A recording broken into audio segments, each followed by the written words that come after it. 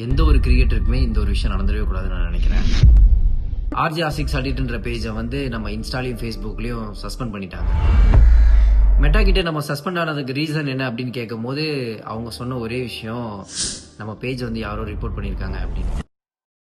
நம்ம சிரிச்சிட்டே சொல்லலாம். பட் வந்து அவ்வளோ கஷ்டமா இருக்கு. கிட்டத்தட்ட 2021லேருந்து நான் இதை பண்ணிட்டு இருக்கேன். கிட்டத்தட்ட 1000+ கண்டென்ட், 43,000 ஃபாலோவர்ஸ். 43,000 ஃபாலோவர்ஸ் தானே, அதுக்கே அவ்வளவு சீன் போடுறேன். 43,000ன்றது எனக்கு பெருசுடா. நான் ஸ்டார்டிங்ல கண்டென்ட் போட ஆரம்பிச்சதுலேருந்து இன்னைக்கு வரைக்கும் நான் மூவி நடிச்சது வரைக்குமே வந்து அது ஒரு ஜேர்னி வந்து என்னோட பேஜ்ல இருக்கு. அதை பார்க்கும்போது நமக்கே கொஞ்சம் ப்ரௌடா ஃபீல் ஆகும்.